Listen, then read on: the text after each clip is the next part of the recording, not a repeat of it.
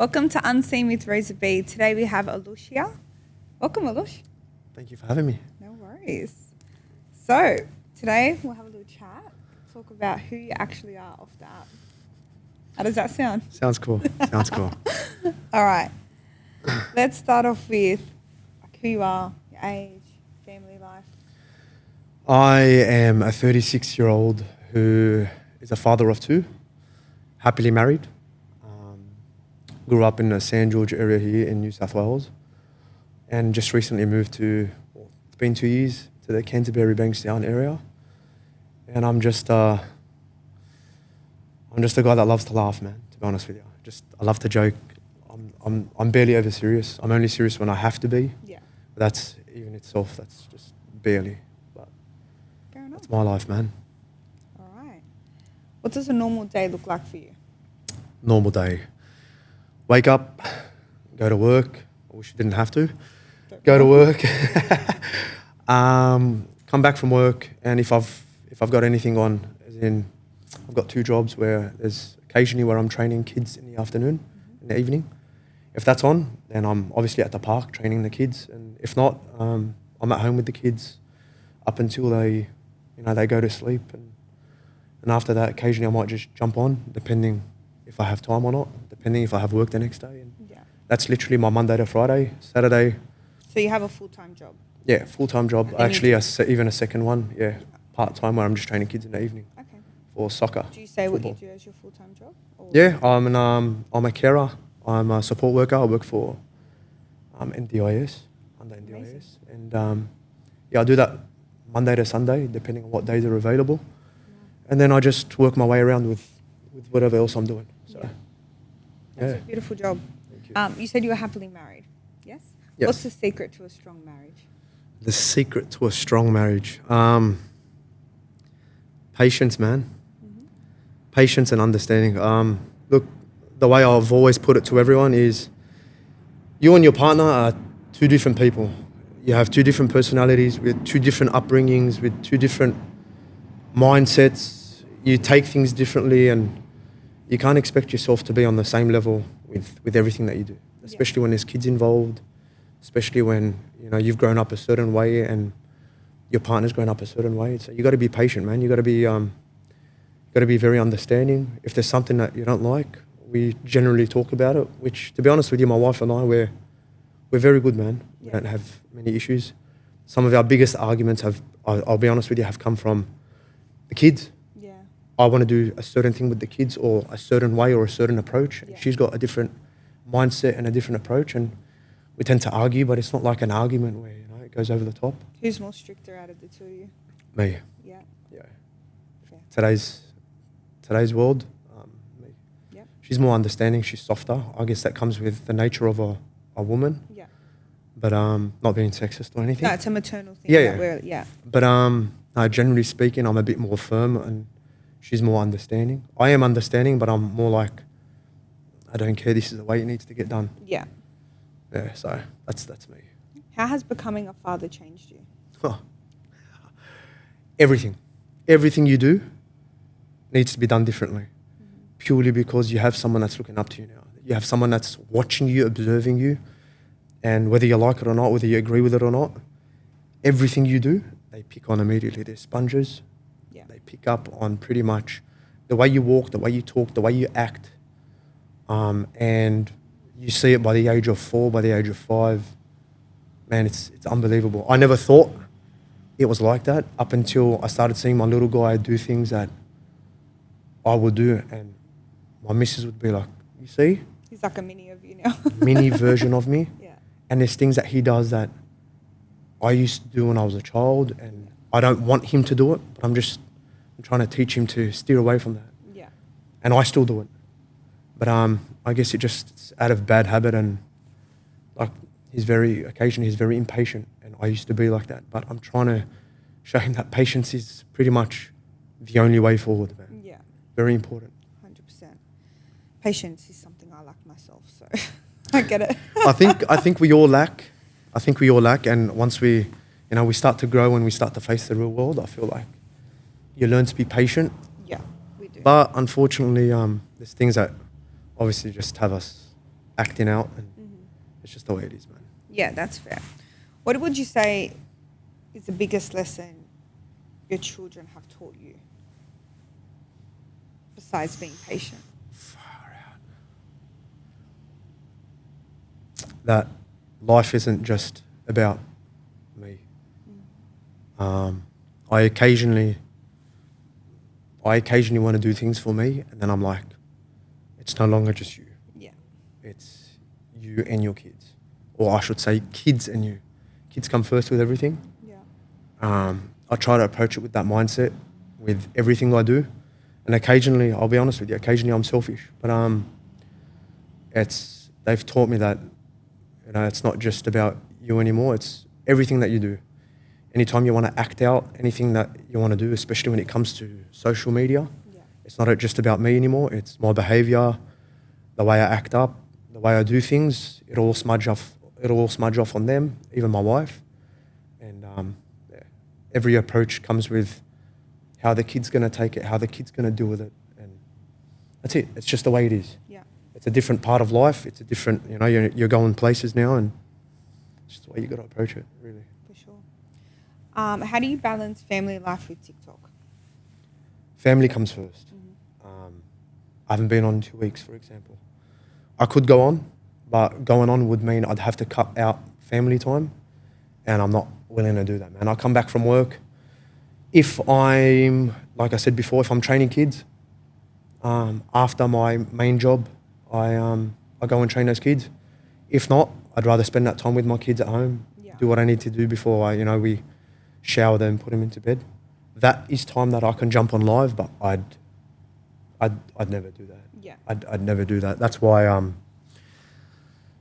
occasionally, 95% of the time, I'm on the line when the kids are asleep. Yeah. Because that's the only time I get. During the day, even if I'm off work, for example, I'll try to do what I need to do at home. And if the kids are at home, I'll try to do that. But that's why the majority of the time I'm doing my thing at night, because family comes first, 100%. Always. I do the same. I jump on once the kids are in bed. Yeah, you've got nothing on. You don't see me with my kids running around in the background like others. Like as in, you know what I mean? Yeah, it gets a bit crazy. I'd never be able to do it. Same. What do you hope your kids say about you when they're adults? That my dad was the best. That my dad was just, he was soft. I wish that he was nurturing, he was loving, he was caring, that my dad would be willing to go above and beyond for me. Yeah. And I am that kind of person. And like I said before, sometimes I come across as harsh with my kids, and I know it. Sometimes in the moment I pick up on, the way that I'm talking to them, the way that I'm dealing with them, and I'm just like, you got to go softer. You got to be, they're kids, their brain are still developing. But that's one thing I wish my kids, they'd look back at as they're growing up, and as they do grow up and do go on to, God willing, get married and have kids. My dad was the best dad. Yeah. That's it. That's honestly all I care about. That's beautiful. What's one thing your family does that keeps you grounded? One thing that my family does that keeps me grounded. In what? It could be anything. It could be like you think you're hot shit, and then your son will be like, "Nah, Dad, I'm better," or "You still look like that," or whatever. Or it could be anything. Nah. I still, even though I'm 36, I sometimes feel like I'm still the strongest guy. Yeah. And then my kid will do something and he'll say something along the lines of, "You wait until I'm a bit older." And you'll see, because I occasionally wrestle him. Yeah. And I'm not the guy that just lets him win every fight. Yeah. It can't be like that. I bash him. Yeah. Do a little thing, put him in locks. Yeah. And I hear him scream, and he's like, "Wait until I get older." And I'm like, "Yeah, never." And then in my head, I'm like, "Shit, in 20 years, this guy's going to bash me. He's going to get back. He's going to deck me. He's going to put it on me." And then I'm like, I gotta Might as well take it while you can. Yeah. I gotta do what I gotta do from now until until he starts putting it on me. So I don't know. We live in this mindset that we're going to be young forever. It's not the case. It's humbling, but it is what it is. I think we grow through it and we go with it. Agreed. All right. Let's talk a bit about TikTok now. Yeah, TikTok. How has TikTok changed your life? TikTok has made me realise that the face of what you see isn't necessarily the real face of that person. I feel like everyone has many personalities, and the personality that they choose to show you isn't necessarily who they are. I feel like everyone that's live and everyone that's live streaming, I feel are showing a certain personality that they just want the world to see, and not necessarily who they are, the raw side of things. And it's taught me to realize that you can't just take anyone for face. Yeah. I've learnt the hard way. I've learnt through the app that you can't just trust people based on what you see, and that everyone has a side to them that I feel like is just fake, and they're willing to do anything that they need to in order to gain out of selfishness. Yeah. So Fair. I'd like to think I'm very different, which I really do think I am, but then again, people might say the same thing about me again. Yeah. So Everyone has their own opinions. Exactly. On life, so it's, yeah, but keeping it real is important. exactly, you know, you can't. Which I think you do. Yeah, thank you. I'd like to think so. You can't, you know, keep everyone happy, and those obviously who aren't happy are obviously gonna have a few things to say about you, and that's just the way it is. You can't, Yeah. like I said, you can't keep everyone happy. If you're liked by everyone, you're not doing something right. Correct, and you're not being real. Yeah. Yeah. 100%. What opportunities has TikTok created for you Look, that you never expected? there's a lot of growth that can come from TikTok. Yeah, I was lucky enough to have a bit of growth on social media before TikTok, and that's the reason why I moved over to TikTok. So I had a bit of a following on Instagram, Yeah.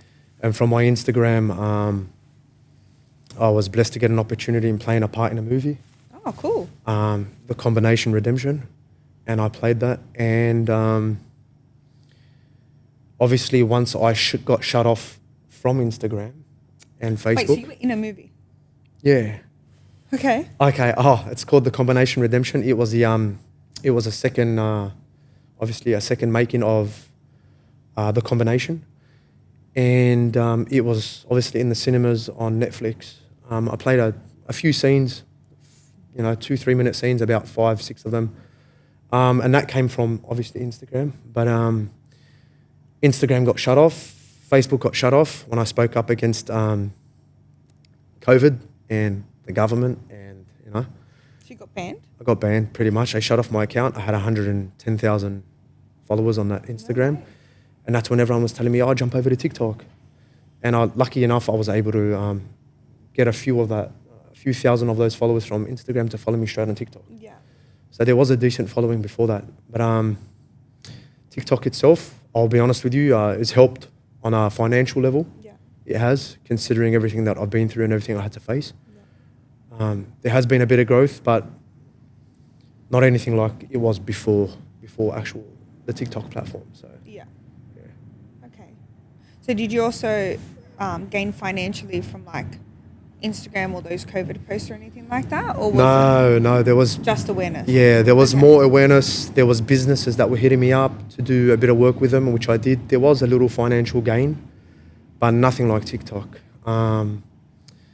There was a chance and an opportunity where I could gain a lot, especially financially, from certain businesses that were hitting me up to do a bit of work with my family, with my kids, and my wife. But I had to pull the plug on that, and I chose to pull the plug on that pretty much because, look, if I chose to be on social media, I understand, but I didn't want my kids to, you know, grow up having to deal with such pressure and deal with social media, especially if they don't have any understanding. 100%. You get what I mean? Especially in a sick world these days, you don't know what anyone is capable of, especially with AI. Exactly. And in this day and age, there's a lot of sick individuals out there. So I decided to pull the plug on that and jumped over to TikTok. And there was a lot of financial gain there, which I'm pretty much sure that everyone knows that you can gain that. And I done it myself without my family. So there we go. That's awesome. Amazing. What's your proudest moment been on TikTok? Proudest moment. Look, to be able to remain who I am and be as real as I am, and you know, obviously I haven't been in a lot of the drama. I have had drama along the years, but that came in obviously the majority of it came in the first 2-3 years that I was on there. But considering that I've been on all up about 6 years now, 6.5 years, proudest moment is to, you know, get that number one position and do so in a humble manner. You know, not be dealing with any drama, not be, you know, plastered all over the For You page for all the wrong reasons. Yeah. And I was in those first few years, and it was ugly knowing that my parents were receiving shared videos Yeah. of me, and they're like, what's this? Yeah. And how come this is happening? And how come you're swearing like that? And it's ugly. And to know that that's there forever, and Yeah. that in 10 years' time, for argument's sake, that my little guy and my daughter may jump on TikTok and someone will be like, look at your dad, look what he was doing, Yeah. acting in this way or swearing in this way. I'm like, I'm just trying to avoid that altogether. For sure. So, and I have done that over the last few years, but unfortunately you have to sometimes go through something to learn the hard way, and I did. Yeah. It's all part of growing, it's all part of the process. So, Yeah. yeah, man. So I obviously wasn't probably watching you back then. Would you say you were involved in a lot more drama then? Did you react different to how you do? Reacted very differently. My viewers would understand. There was a lot of baiting. There was a lot of baiting, and a lot of mum swearing, and a lot of look. I had no filter. I had no filter, but obviously seeing myself plastered all over the For You page, and seeing those who love me very upset Yeah. with the way I carried on and the way I was doing things. That's where the patience had to kick in, and I had to realise that I'm dealing with people that don't have the same moral values, don't have the same respect, don't have the same upbringing, and I had to teach myself to not take the bait, to not deal with these people like they want me to deal with them, Yeah. to just deal with them in a way where, you know, I'm not going to degrade myself and belittle myself in the process. So Yeah. hence why I've just got this approach now that I give someone a chance if they've, you know, got out of line, but if they keep doing it, I'm cutting you out, man. I'm blocking you. I don't want to deal with you. If it means I have to sit on live and not battle anyone for 2-3 hours, I'm happy to do that. Yeah. I've got people that understand me and people that know me for who I am, and Yeah. that's it. Yeah, you get what I mean? So what about streamers that like you've had a disagreement with and you guys couldn't move forward? You won't battle them? No. Okay. And there's a few of those that I've pulled the plug on. Very disrespectful on a family level, on a personal level, and I've just decided, like I've given these people chances along the way, but it happens again and again, and no names mentioned. Everyone knows who they are. I've decided that that's it. Should I get my popcorn? Or? No. So I've just decided that's it. There's no need for me to battle them. Some of them are blocked, some of them aren't. I've blocked them. Some that I've blocked, I'm pretty much triggered by, because I never got to say what I needed to say.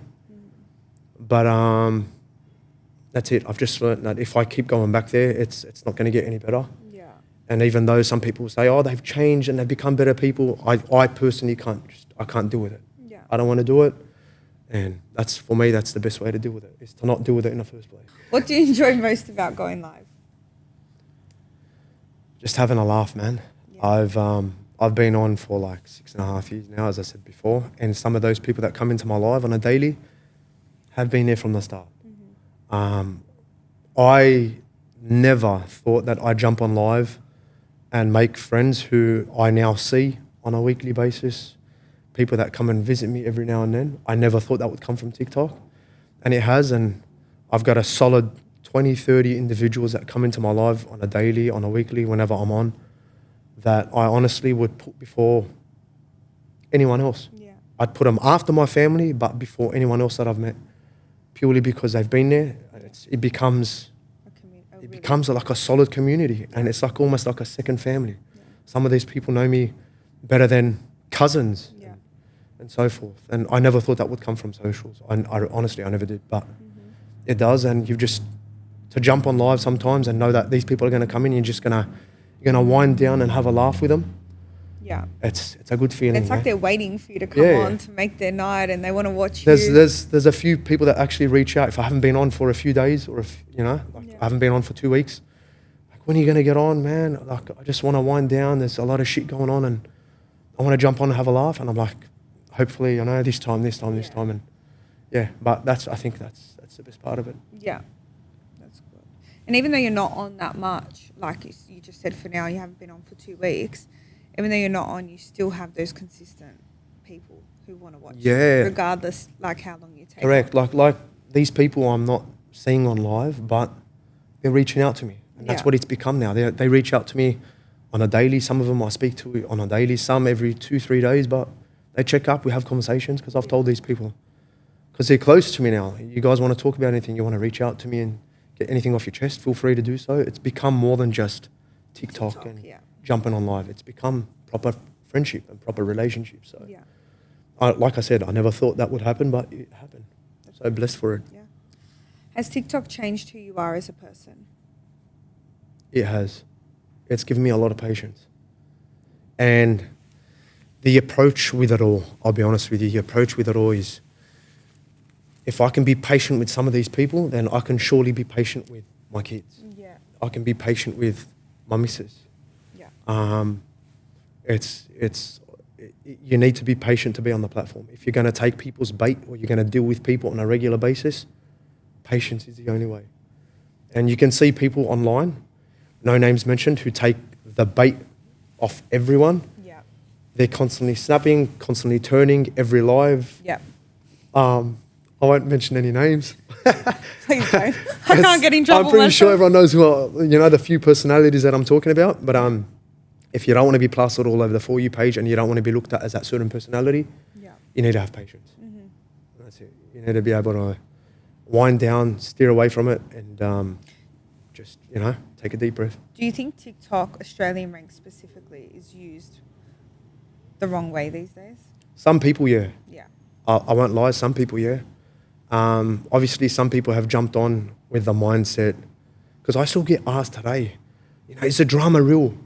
The arguments that you had back in the day, was it real or was it planned? I'm like, well, I've never planned anything like that. Yeah. I don't jump on live to get plastered all over a For You page, having people swear at my mum, swear at my wife, swear at my kids. For sure. Swear at my faith and my religion and God. And I don't want to fake that, but Yeah. there have been people that have done it. Yeah. I've seen screenshots of people setting up messages of people saying, yeah, all right, I'll talk about this, and you turn, and I'm like, what the Who can be bothered? People actually do that. That's really sad. I don't know how often it happens now, but at the start when I first jumped on, I had people reaching out to me, wait, do you want to fake this and fake that? Really? Like, I'm sorry, I done that. I was just doing it for the clout. I'm like, what? Wow. People do that, and it fucking blows my mind. I'd never want to do that. Yeah. And for anyone that's ever thought that I've done it, I've never done it. I'll Yeah. look straight in that camera and I'll say, I've never done it. Yeah. No way. No chance in hell. Wow. Yeah, that's crazy. Yep. What do you think the biggest misconception people have about creators? That we're scum. Yeah. Unfortunately, that's just the way it goes. People from the outside just think anyone who live streams, they're all the same. Yeah. And it's not. Everyone that live streams is faking a drama. Everyone that live streams has got no morals. Everyone that live streams has got no life. And everyone that live streams is money hungry. It's not the case. Everyone's different. Everyone has a whole different life that's happening outside in the background. Mm-hmm. I have a massive story I guarantee you is very different to a lot of these other people. I have morals, I have ethics, I have values that I stick to, and some of these people don't. And the fact that we all get thrown, under the same blanket, it's sad, but, there are people that see a huge difference in certain personalities online. But for the general person on the outside, they'll call me, and, when I first started going live, they're like, it's embarrassing. What are you doing? I'm like, I don't care. They're like, look at the way people act. I'm like, I don't act like that. That's right. Yeah. I don't do that. Yeah. I'm not on there to do that. But look at the drama. I'm like, I don't do that. And that's something that obviously people along the way have picked up on, but some just, I don't know if it comes from a jealousy mindset or a hater mindset, but some people just have that approach that anyone who's on live is filth, is scum. And it's not the case. I've met a lot of beautiful people online.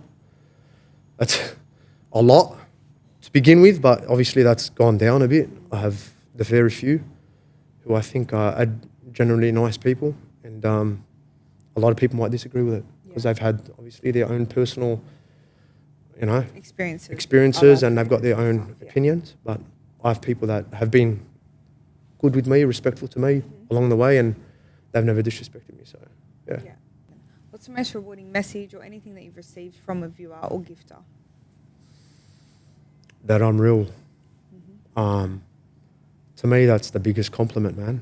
And to be told that, you know, I've had a shit few days or a shit week or a shit year or a shit month, and I've got a lot of shit going on, and I'm in your life and I forget that, that's the biggest compliment. Yeah. Look, a lot of people can see what goes on in my life. I'm the biggest laugh. I love to chill out. Yeah. You know, there's a lot of things that a lot of people debate, saying, you know, it's inappropriate, or, you know, you shouldn't, as a married person, you shouldn't talk about this. Or as long as I'm understood at home, I love to have a laugh. And for as long as people are coming into my life and enjoying that laugh, and they're winding down and they're supporting me for who I am, I don't give a fuck. I don't care what anyone else has got to say. Yeah. You know, they're people that understand me. Some of the people who I get along with the most these days were people that disliked me, and it's come from them.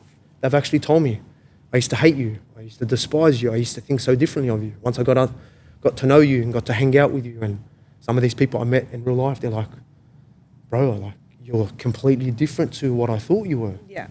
And that purely comes from, you know, a misunderstanding and the way I used to be on social media. And that's what I'm saying. Along the way, you learn to be a bit more, you know, calming, and you're very different with the approach and how you talk to people and how you address yourself. But then again, I'm not going to change who I am fully just to suit everyone, like you said before. If you're, you know, if everyone looks at you as Mr. Nice Guy and everyone's happy with you, then you're obviously I feel like you're being fake. Yeah. Because not everyone's going to like who you are. Yeah. Not everyone's going to agree with the things you do. Certain people you battle or talk to, there's always going to be an opinion. Correct. Correct. The way you say things, or the way you deal with things, or your faith and everything. There's always going to be someone that disagrees with you, and I guess that's part of growing up, is agree and then disagree. Yeah. It's all about staying true to yourself. Correct. I think you know where I'm going with this, but what is the most asked thing on your TikTok comments? I'll be honest with you, is there a few? There's a few. Okay. The two main ones is, are you still married? Oh, okay. Number one. Yeah. Because there was a point where I was posting wife and kid almost every day. Yeah. And my socials were pretty much about that. I even had a family page. And then I pulled the plug on that. I had a certain issue with a certain personality from TikTok who was very disrespectful, belittled me, belittled my family, spoke about my wife and kids. This was in that first year. And that person's viewers came over to my socials and disrespected my wife and my kids in the comment section. And there people would come through my live and say things, and I thought to myself, I can't deal with this. I can't let my wife, you know, deal with this. I don't want my kids to have to deal with this a bit later. So I pulled the plug and got them off completely. I'll be honest with you, I lost many business proposals, which could have financially come with a lot of gain. Yeah. I don't give a fuck. I pulled the plug, and because I pulled the plug and they're no longer being posted anywhere, people don't even know that I got a daughter. Mm-hmm. People think that, you know, because I've stopped posting my wife, that, you know, we're divorced. You're just protecting them. Yeah, protecting them. And so everyone's like, are you still married? Are you divorced? I heard you got divorced. And I'm like, there you go. Yeah. Just talk from thin air. That's number one. Number two is a religious question that comes all the time. Are you Shia? That question is a very debatable question. Obviously, there's a lot of talk about that, and it comes from, you know, everything that's happening this day and age, and, you know, everything that's unfolding in the Middle East. And there's obviously a lot of tension, but those who know who I am and those who understand my approach to all that will understand I don't come with hate. I'm very proud of who I am. Yeah. I'm very proud of what I believe in. But just because I'm proud of who I am and what I believe in doesn't necessarily mean that, you know, I have to disrespect others in the process of, you know, trying to promote who I am. Sure. Me, especially when it comes to another sect, when it comes to another faith, I've always told people, if you need to bash another religion or another sect just to promote yours, then you're doing your faith wrong. if you need to belittle people, disgrace people, or demonize religion or another person's God, then you're not doing your faith right. Because I agree. if you truly believe that, your God is beautiful and your faith is beautiful and your God is all merciful and all loving and all caring, then promote that. You get me? You don't need to promote your faith by Putting others down. 100%. For sure. Well, that actually wasn't what I thought was asked. I thought it Oh, was tell going me. to be your nose. Oh, shit. I forgot about that. Every time I used to come Like- in, it would be like, is your nose broken? Why does your nose look like that? Oh, my God. I forgot about that. You know what? The nose question has to be number one. It has to be, right? It has to be number Okay. one. I didn't even think about it. I don't even know how the camera... Wait, how does it look like on camera? Can someone tell me? Sorry, No. maybe try to edit it. No, I'm joking. Edit it. Do what you need to do. No, the nose. I'm Yes. joking. Yeah, the nose is massive, man. What happened? Just in case Look, anyone I've hasn't heard it. broken the nose 3 times. I've got a deviated septum. I broke it, obviously, with a lot of contact sport. None of it's been from like your punch on or... You didn't get in. No one's hit me. No. I remember distinctively, it's all been contact sport. One of the main ones that really, really done damage was during soccer, football, I call it. Went up for a header. The guy was a bit obviously taller than me. I've gone up and he's being taller than me. I've had to come down to my feet, and before all my feet could touch the ground, I made contact with the top of his head and crunched my nose. And that I felt the snap, I felt the break. I had a headache for about 2 weeks. Wow. Doctor told me, I can't believe I believed him at that stage, it's just a bit of bruising and your nose is going to go back to normal. I left it and my nose never went back to normal. The bruising went down and... They didn't operate or try and put it back? No, okay. because initially when I first went and saw a doctor, he told me it's just bruising, it's not broken. Wow. 2 weeks later, it's too late, you're going to need to operate to fix it. Where I spoke to a few other doctors and surgeons. If you came and saw us within that first 24 hours, we could have done something. Really? So, yeah, the nose, actually, you're right. The nose is the most asked question. And I am looking to fix it, obviously, with my health situation. Yeah. I do need to fix it. I do need to be able to breathe and get fresh oxygen, but I think it doesn't right work. now, you're a mouth breather? Huge mouth breathe. Okay. Huge mouth breathe. So do you snore then? Occasionally. If I'm sleeping on my back, the wife tells me that there comes a few times where she thinks I'm dying because I stop breathing during the night. Do you have sleep apnea? I've never checked. Maybe you should. I should, and I've noticed that.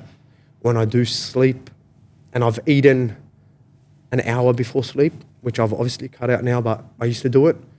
My wife's like, there comes like 20, 30 seconds where you stop breathing. I'm like, well, nudge me. She's like, no, just go get your nose fixed.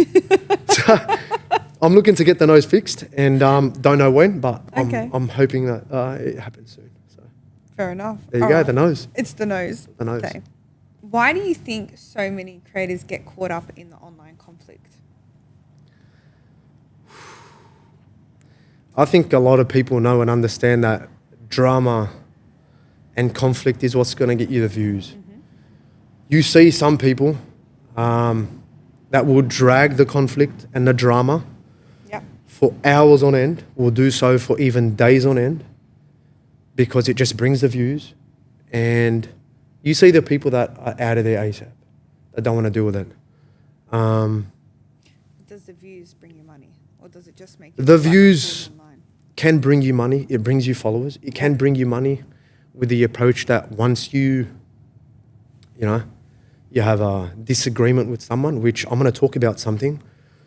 Once you have a disagreement with someone and you're hating this person and you've had this massive argument with them where they've disrespected you, belittled you, disgraced you, spoken about your family, it blows my mind how some people continue to sit on live. After that's happened, they sit on live with one another, battle, argue, and disagree while that's all happening just to get gifted. Yeah. It blows my mind. If you're able to sell your family short, that someone else on the other side has disrespected your family and have spoken to you in a way that's degrading, and you're sitting on there with them on live trying to argue your point after they've done that, just so you can get money and views, it blows my mind. Get off live with that person, stop showing that person any time, stop trying to validate what they've got to say, and cut time with them. That's it. And I've decided that's what I said. I block them, I get rid of them. But for people to do that, and then 24 hours later, it's all like, he's my boy, or no, she's my girl, after that's all happened. After it's been done online, rather than caught off the app, things like that. That is so belittling Yeah. with viewers, with everything. Imagine how small you look Yeah. to allow that. For someone to swear at your family and swear at your kids or anything. Yeah, throwing out mums, dads, the kids, this, that, and then people are talking a week later. Not even a week later. Not even a couple They days. will sit on live there and try to argue their point. And after they've they'll mute the other person and argue and scream. Yeah. I don't know. It blows my mind. It puzzles me. Yeah. It puzzles me. What advice would you give creators who constantly find themselves in drama? If you want to do it because you want to gain those followers and you want to gain those viewers, by all means, go for gold. If someone wants to do that, you're never going to be able to stop them. And there will be some form of financial gain that comes from it. There are going to be people that gift, but it's not worth it. Yeah. If you don't care about how you look, or you don't care about, your morals, and you don't care about your family, and you don't care when people disrespect you, then by all means continue to do so. But if you do care about those things, and steer away from it. Don't take the bait, and try to get rid of that ASAP. Yeah. Try to deal with it offline. Because like I said, if it's on a For You page and people screen record, it's used against you forever. Yeah. And if you're someone who, for example, women get bashed on that platform. When I say bashed, I don't mean physically, I mean verbally. Yeah. And if you're a woman who, has morals and you don't want to be degraded, and you're single and you're looking to get married later, and there are men out there that, say things that aren't true and say things that are going to belittle you, those things are going to get used against you forever. And they're there forever. It takes one thing, and then your whole reputation. like it's happened to me with certain creators. Yeah. One creator said that, you're divorced sleeping in your parents' garage. I used to stream from my parents' garage because I never wanted to wake up my kids back at home because I never had an area or a room to go live. And then from that, for the last 3 years, stemmed, are you divorced? Yeah. And that's it's as easy as that. And that's me as a male, let alone a female. Yeah. Females are very brutally dealt with online, and I can see it. Everyone can see it, and it's a sick world, and it's the way it is. Yeah, for sure. And what advice would you give to someone who's just starting on TikTok? Be yourself. Yeah. Just be yourself. Stay true to yourself. Don't try to be someone different. The moment you try to be someone different, you're automatically becoming a person that, is going to obviously, attract a certain crowd. And then once you start to realize that you need to stick to that personality that you're playing, you're no longer happy with yourself. It becomes an ugly platform. It becomes filth, and when you do go back to your original self, everyone's like, "Oh, you're fake," or you've always been like this, and now you're playing this character. No, just be yourself. Be who you are. There are people that are going to appreciate you for who you are. Yeah. And if it's slow growth, I'm sorry, it's the slow growth and the real growth that's better than all that drama and all that shit that comes with it. 100%. Yeah. Because as quick as you get there, as quick as you can fall down. And Okay, we'll do these quicker questions. Has TikTok made your life better or stressful? More stressful? No, better. Okay. No stress. What's the craziest thing that's happened to you because of TikTok? Like a crazy story? Or anything that's... The craziest story was obviously a person that jumped online and made rumors that I was divorced from streaming from my parents' garage. That was screen recorded. That was shared to family. That was shared to, obviously all over the For You page. Yeah. I saw it the next day, and before you knew it, in about a week's time, the whole community thought I was divorced. Wow. And at that point, I was about to pull the plug on TikTok. Okay, this isn't worth it. And then I thought to myself, no, I'm going to jump on live and prove that I'm not. Yeah. And that was probably one of the craziest things. Yeah, that had to be the craziest thing. If TikTok disappeared tomorrow, would you be relieved or disappointed? Relieved purely because I can go on about my life as normal with no effect if TikTok went. But the reason why I'd be relieved is purely because I won't feel like I need to get on.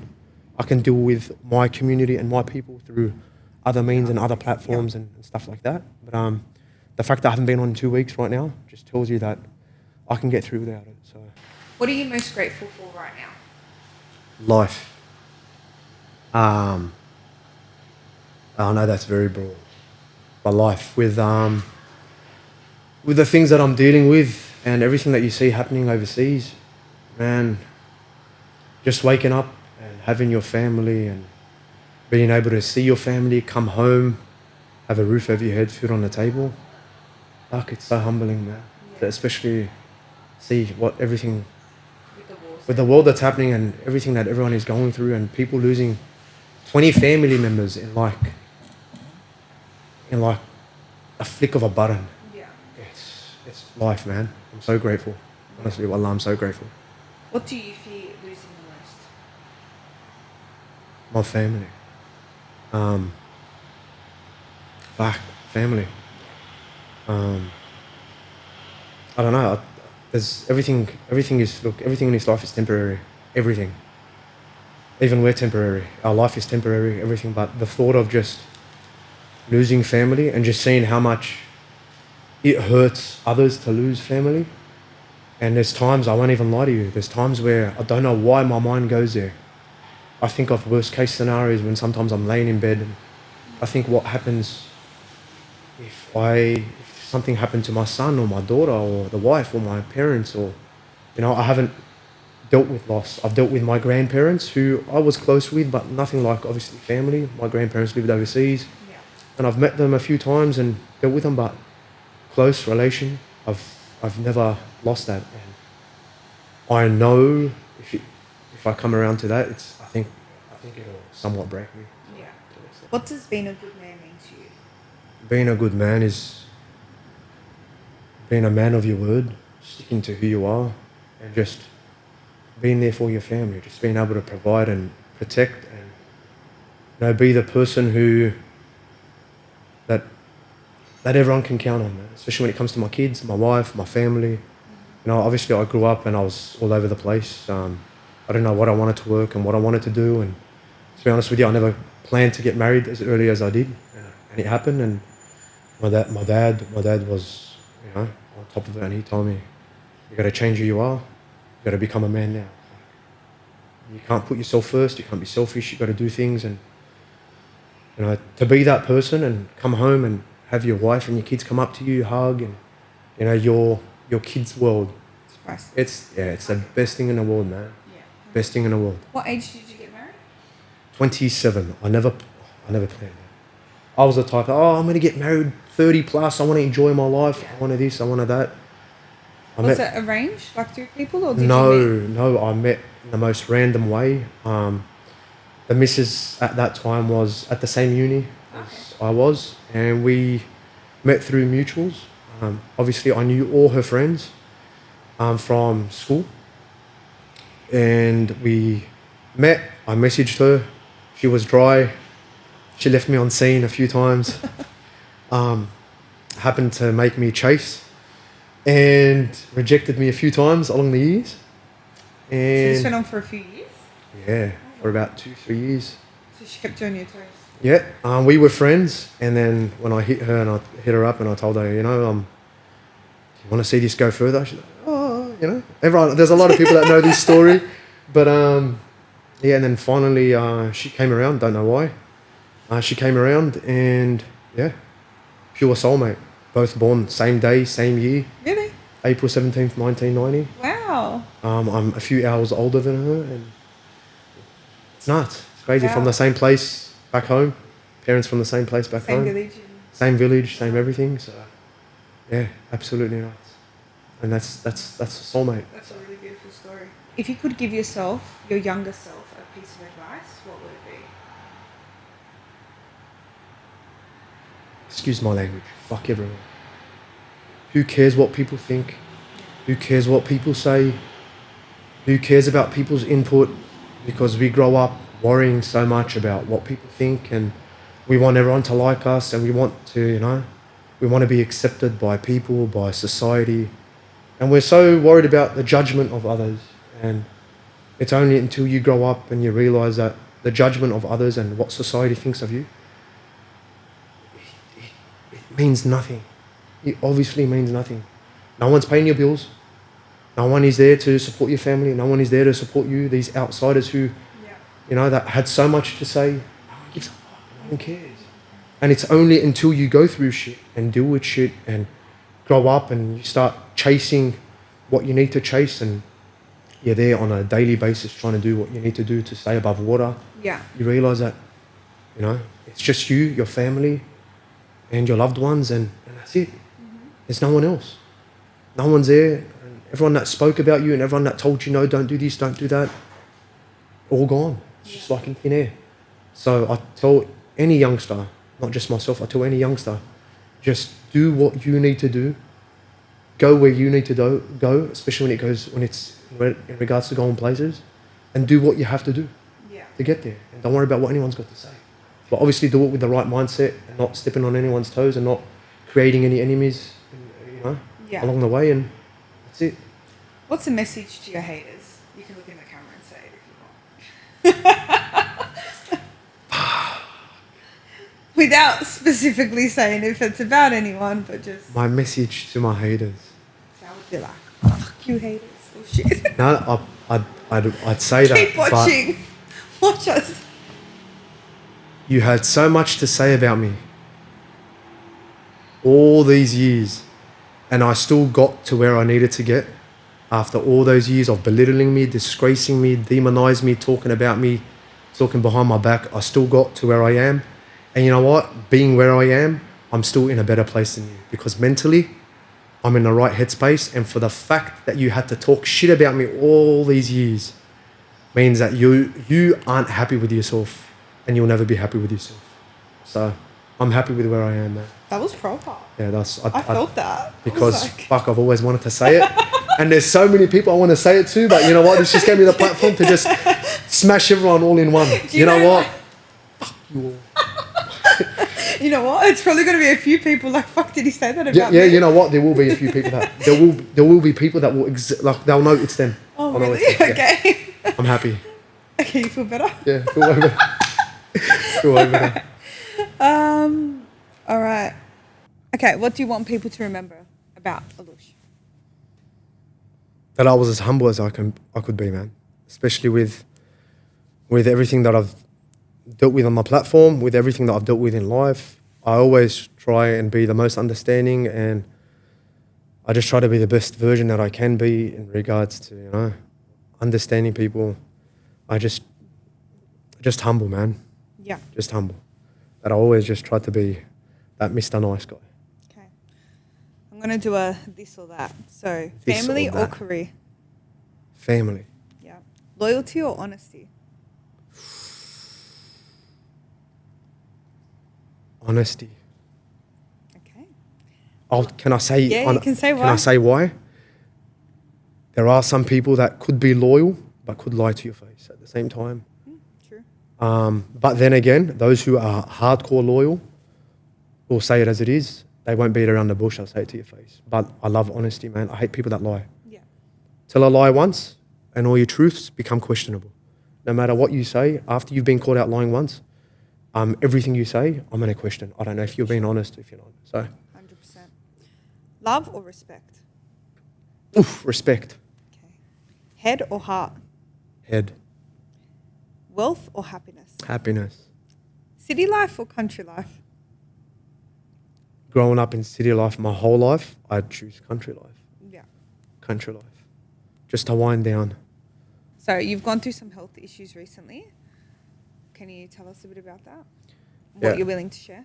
Oh, I'll share everything. A few years ago, I got diagnosed with cancer, specifically called a chordoma. It's a tumor of the spinal cord. And life took a whole turn, took a twist. I never thought that I'd be the one dealing with it. Obviously it's something that I'm dealing with on a daily basis, and fast forward 3.5 to 4 years, I'm still dealing with it now. How did you find the diagnosis of it? Look, I worked, It was early. It hadn't spread in that case. It was just on my spine, considering it appears on the spine, on the spinal cord. Obviously, working a very aggressive and hard labour job. I was working in scaffolding for, a good 7.5 years at that stage, and being in a gym, lifting heavy. I always had back pain. Never thought anything of it. Yeah. Back pain just got worse over the months, over the year, and it got to a point where I was like, look, this pain's getting bad. I'm going to take a week off work in gym and just give myself rest and go to the chiro, go to the physio, do what I need to do. It got worse. Decided I'm going to go have a CT scan. I did that. Came back that there was 3 fractures on my spine, and they sent me for an emergency MRI scan, which scared the shit out of me at that point. Went and had that emergency MRI scan, and that's when I got told that I had tumours along the spine. So it wasn't, you couldn't see it physically, it was only by the MRI. Yeah, they saw something, but they weren't sure. Okay.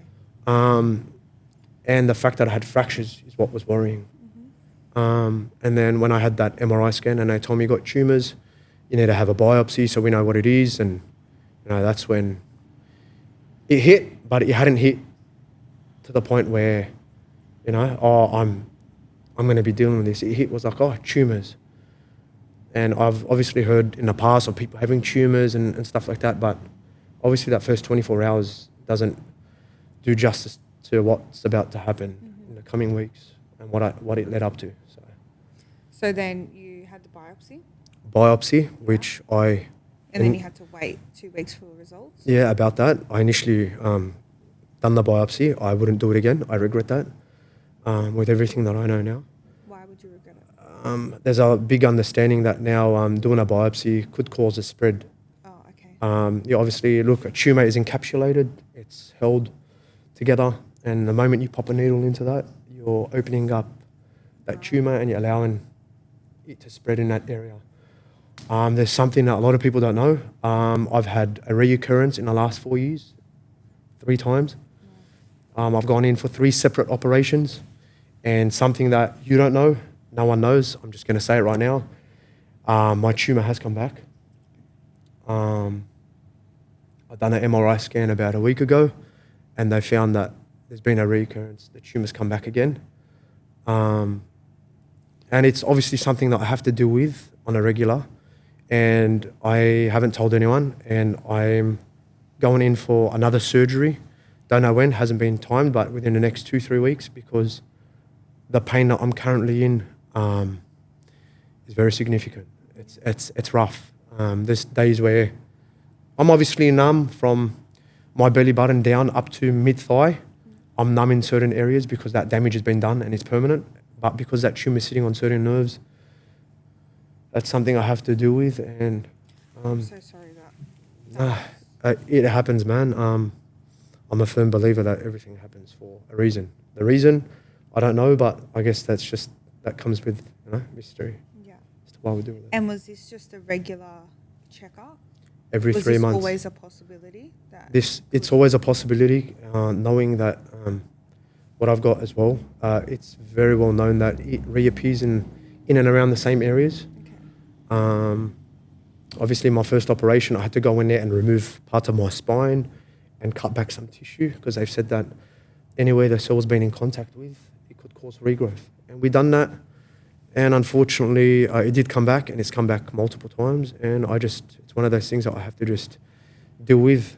I don't know the severity of it. I am going in to see the surgeon. I actually got the results yesterday. Wow. I'm so sorry. It is what it is. No one knows. Mum, Dad don't even know. Family don't know. So I'll wait until you tell me when I can release this. So yeah. I'll wait. Shit. Wife doesn't know. Really? No one knows. I just Why haven't you? I don't like to burden anyone. After my second surgery, I promised myself that I'd just let my wife know. Sometimes my sister, because she's very understanding, and she's someone that, she's my best friend. I grew up with her, closest to her out of my siblings. But I watched my parents go through a lot of pressure, and they obviously can't deal with it. I'm the youngest of 4. My parents don't deal with it as well as I do, and really my wife doesn't, but obviously my wife is the one that I'm living with, and Of course. I've learned to deal with it the best, but it's just, that's it. I've told my wife, I'll tell you, I'll tell my sister, and then a day before the surgery, or sometimes when I done my third surgery, I'd done the surgery and then let my parents know that, hey, I've done a surgery, I'm out. And obviously my parents weren't happy with that. Yeah.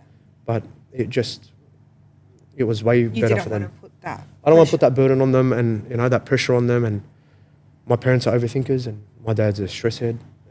Every parent is. As right? every parent would be. If it was our Exactly. kids, it'd be the same. So I might, I don't know, I might leave that unknown until I do my surgery. So we'll see how it goes. Wow. Well, I guess I can ask this for both times, but what goes through your mind when you receive news like that?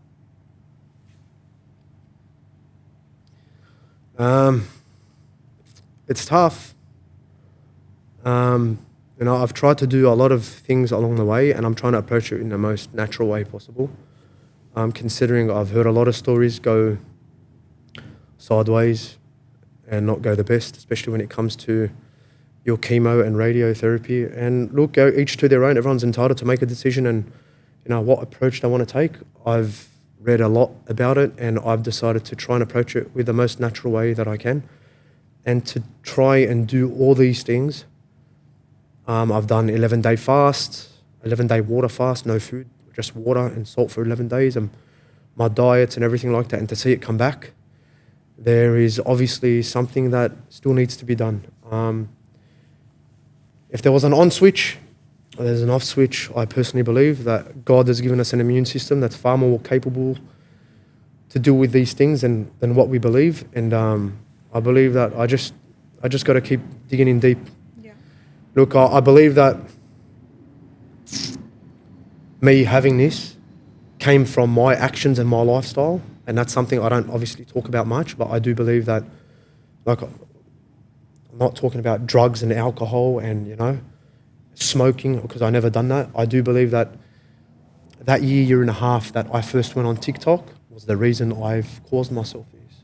Really? And I don't talk about it, but I truly believe that it was. The late nights, the eating takeaway before I sleep, the 3 hours of sleep a night for a whole consecutive year and a half straight, my lifestyle, and 2 to 3 V's a day, and my lifestyle and my eating habits, and it was just filthy and it was disgusting. I think that's where my body said, you know what, I can't do this anymore. And a year and a half into TikTok, that's when it hit me.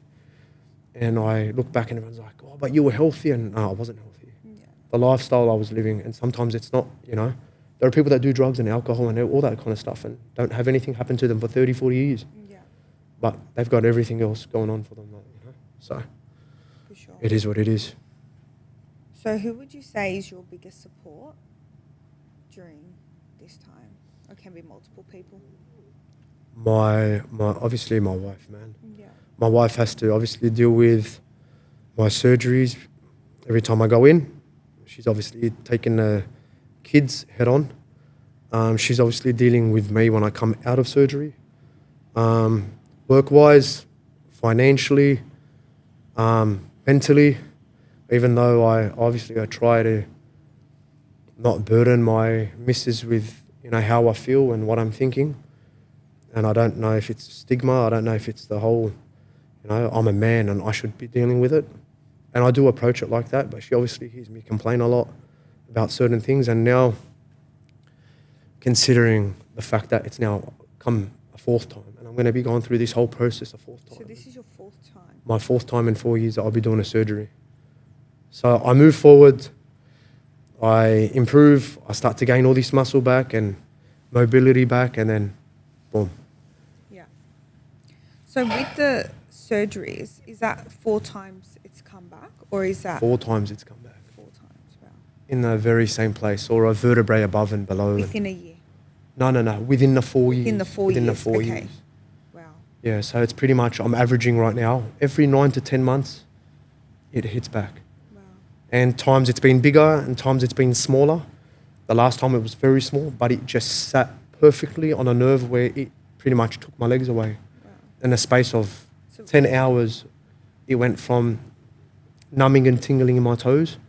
And as the day went on, every hour, the numbing went up to my ankles, the numbing went up to my calves, the numbing went up to my knees, to the point where I collapsed when I got out of my car, called the wife, get the ambulance. I can't get up. She's like, what do you mean? Like, my legs are just giving in. And it so happened to be that the tumour had sat on a nerve. Scariest part of my life was about 2 minutes as they were gassing me and they were putting me to sleep. He came, he goes, look, I don't know who you pray to, but cross your fingers, just letting you know that I don't know what's going to come out of this operation, and I don't know if the damage is permanent in regards to your legs. I'm like, what?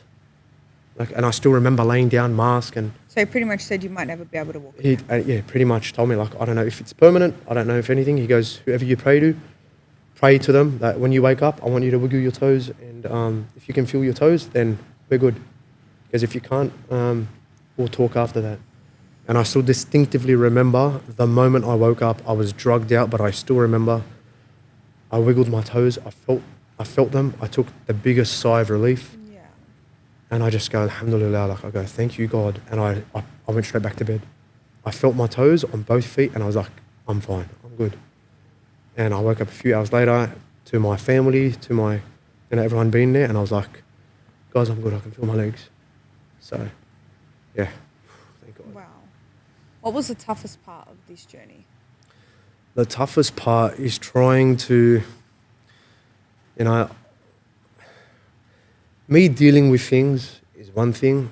The toughest part is seeing the people around you who obviously love you the most, seeing them deal with it. Mm-hmm. I'm headstrong, I can deal with it, but watching my mum and my dad and seeing the wife obviously deal with it in a certain way and not cope with it like I'm coping with it, that's the hardest part. Now, my kids don't know.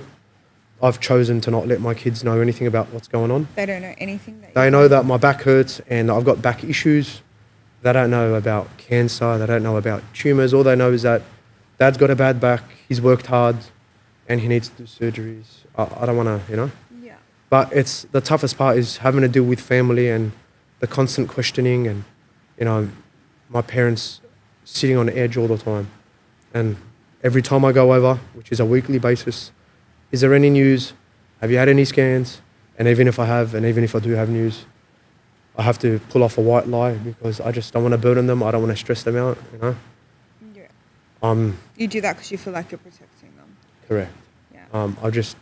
I can deal with it, but I know they can't deal with it as well as I can deal with it. Mm-hmm. So I've taken that decision to, deal with it myself. Yeah. Were there moments that you obviously struggled mentally where you didn't talk to anybody? There was a lot. Mm-hmm.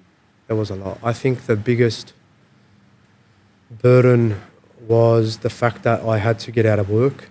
It was something that I'd done for the last 9-10 years, especially when it comes to scaffolding.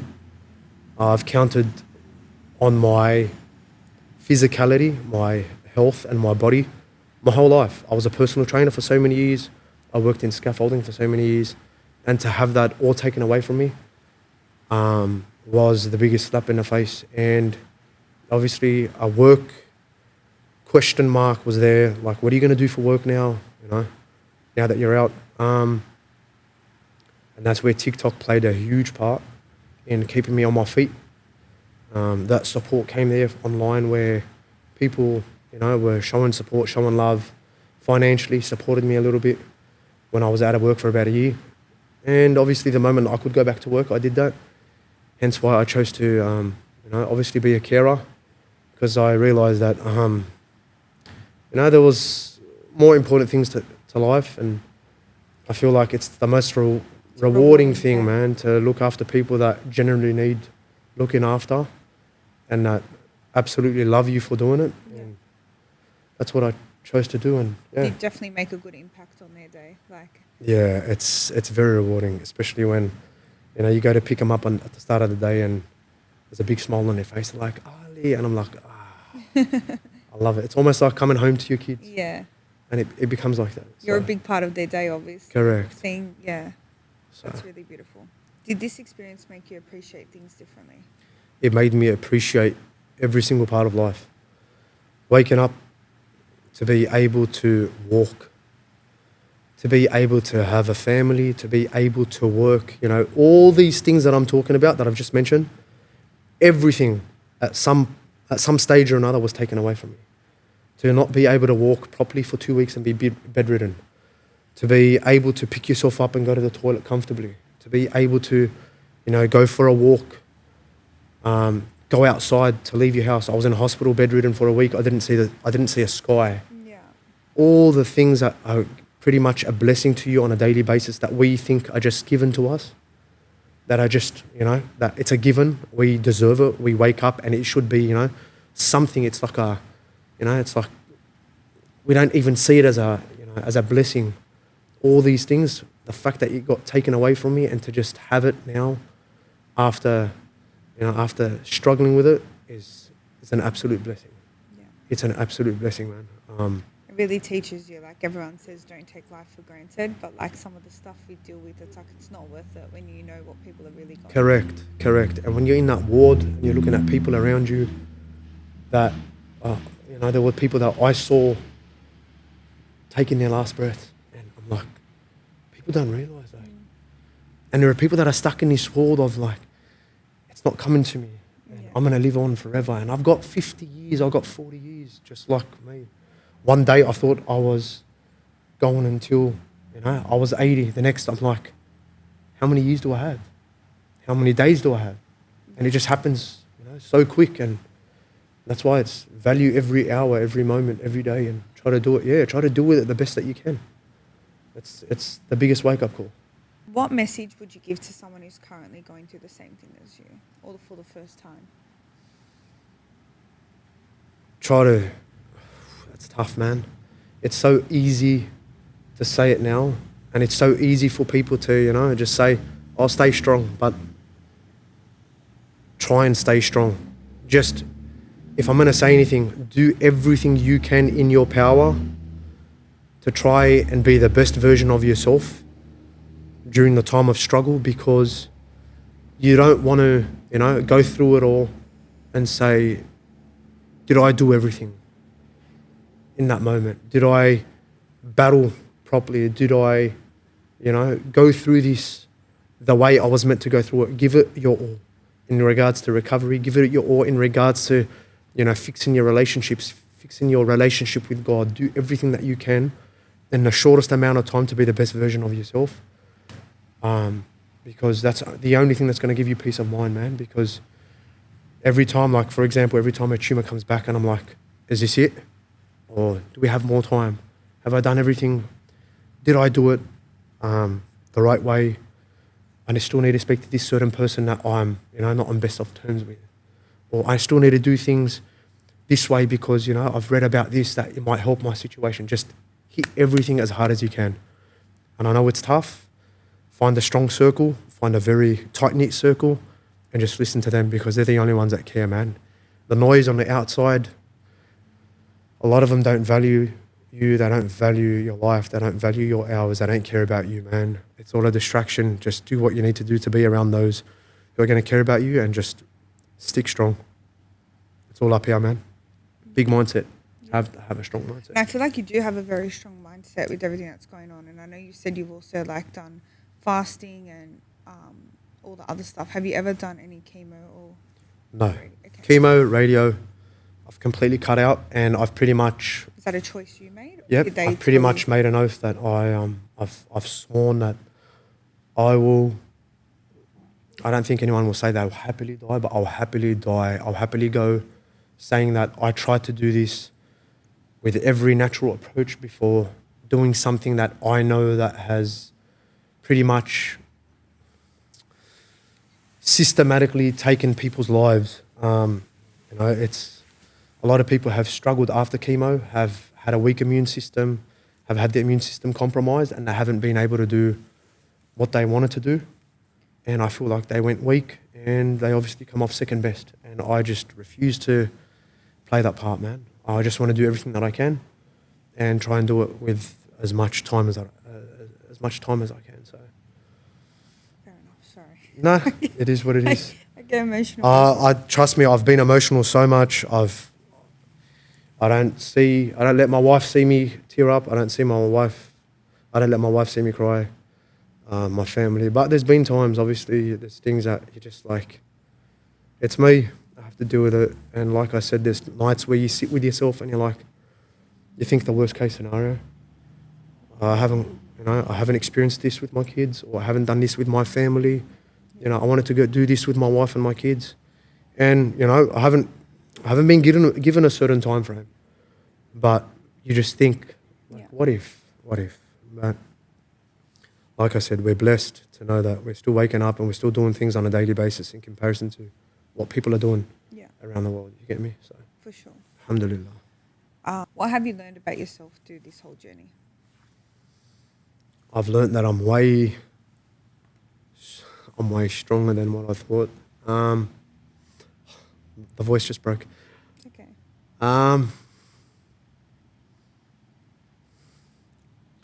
way stronger than what I thought in the sense of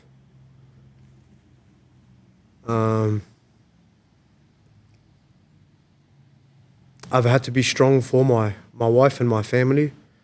You know, going through everything, you don't think that you have to be strong for anyone. You know, it's just like, you need to do this. You need to, you know, get on top of it.